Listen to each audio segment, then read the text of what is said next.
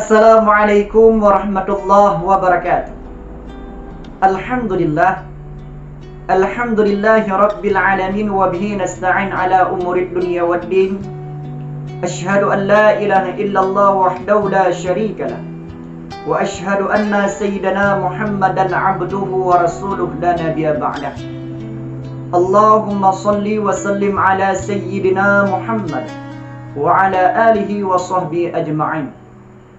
Hadirin para pencinta dakwah yang dimuliakan oleh Allah Subhanahu wa taala. Bersyukur kita kepada Allah yang mana sampai detik ini Allah Subhanahu wa taala masih memberikan kepada kita nikmat dan rahmat-Nya. Sehingga dengan nikmat dan rahmat Allah kita masih dapat untuk menatap keindahan yang Allah ciptakan di atas permukaan bumi ini. Dengan nikmat dan rahmat Allah, kita masih dapat untuk menjalankan perintah Allah beserta sunnah baginda Rasulullah SAW. Juga dengan nikmat dan rahmat Allah, kita masih dapat untuk berbakti kepada kedua orang tua kita dan bertaklim kepada guru-guru kita.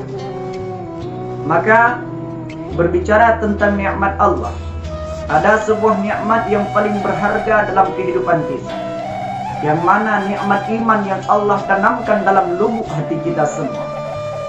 Dengan keimanan tersebut, kita masih dapat untuk berodiah kepada Allah, masih dapat untuk bersimpuh, untuk bersujud kepada Allah Subhanahu wa ta'ala.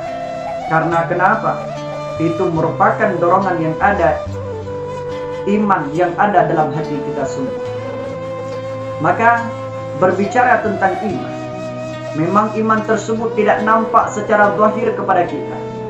Namun dengan keimanan tersebut, seseorang mampu untuk bersujud kepada Allah Subhanahu wa ta'ala. Dengan keimanan tersebut, seseorang mampu untuk melakukan salat 5 waktu.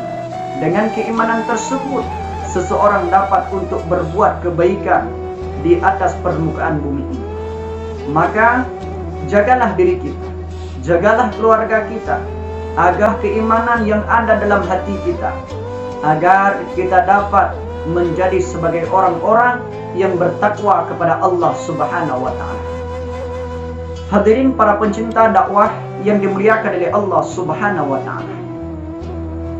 Di dalam kehidupan kita, seorang ayah dan ibu pasti ingin mempunyai seorang anak yang alim, anak yang soleh dan soleha.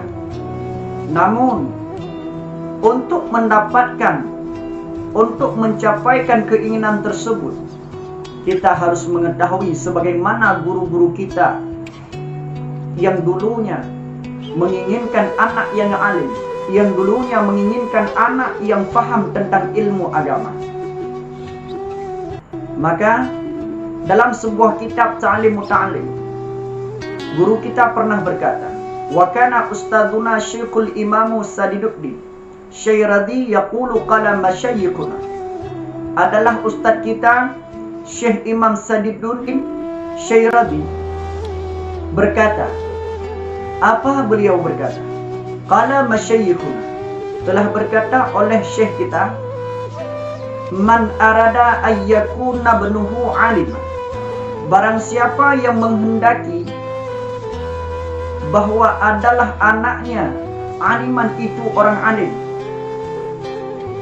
fayambaghi ayyura'iya ghuraba minal fuqaha, maka sepatutlah bahwa memperhatikan para pengembara daripada golongan-golongan ahli fiqh. Kemudian wa yukrimahum, dan memuliakan akan mereka ahli fiqh. Wa yu'azzimahum, dan mengagungkan akan mereka ahli fiqh. Wa yu'tiyahum syai'an, dan memberikan sesuatu kepada mereka ahli fiqh. Maka di dalam penjelasan ini merupakan cara bagi seorang ayah dan ibu untuk mendapatkan anaknya sebagai orang alim, anaknya sebagai orang yang mengerti tentang agama, dan dengan singkatnya untuk mendapatkan anak soleh dan solehah.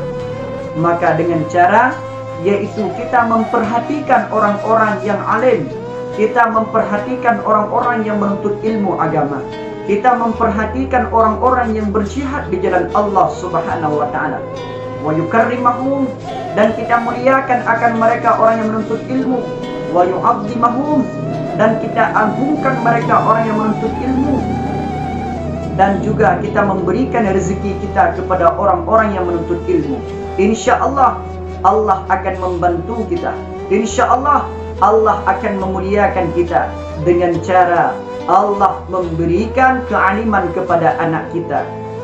Kemudian di saat kita sudah mengagungkan mereka orang alim, di saat kita sudah memuliakan orang alim, orang yang menuntut ilmu agama, orang yang berjihad di jalan Allah, namun anak kita pun tidak alim, anak kita pun tidak menjadi anak yang soleh dan solehah.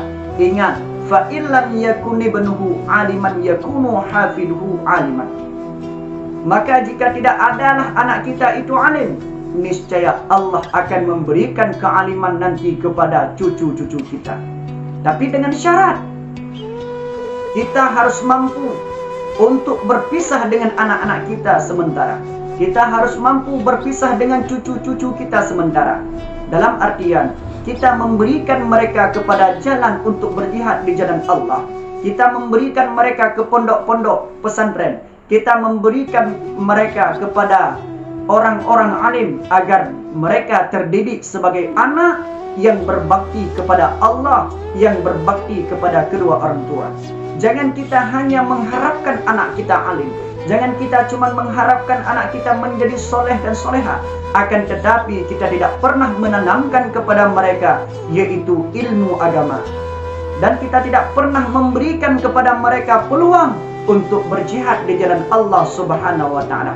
Ingat wahai Bapak Ibu sekalian semua, berpisah kita dengan anak sementara dikala kita mengantarkan mereka ke dalam pondok bukan berarti kita tidak sayang kepada mereka. Dan ingat wahai para talabah-talabah, jika orang tua mengantarkan kalian di dalam pondok pesantren, bukan dalam artian mereka tidak senang kalian di rumah, bukan dalam artian mereka tidak mau kalian di rumah, akan tetapi mereka mau engkau mengerti tentang agama, engkau bisa membantu mereka nanti di yaumil qiyamah. Karena kenapa? Di saat orang tua nanti menghadap kepada Allah, yang bisa menolong mereka hanya dengan 3 perkara. Yang pertama adalah sedekah jariah, yang kedua ilmu yang bermanfaat, dan yang ketiga adalah anak yang soleh dan solehah, yaitu anak yang tahu tentang agama dan mampu berdoa untuk kedua orang tuanya.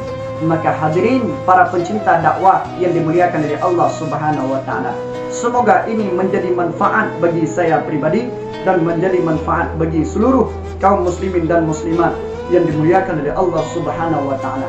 Mari kita antarkan anak-anak kita ke pondok pesantren, baik pondok yang ada di dalam kampung, di dalam kecamatan atau di luar kabupaten kita. Mari kita sama-sama menjaga diri kita, menjaga keluarga kita, dan menjaga saudara-saudara kita daripada berbuat murka terhadap Allah Subhanahu wa taala, yaitu dengan cara pahamkan mereka dalam ilmu agama. Saya akhiri, wabillahi taufiq wal hidayah. Wassalamualaikum warahmatullahi wabarakatuh.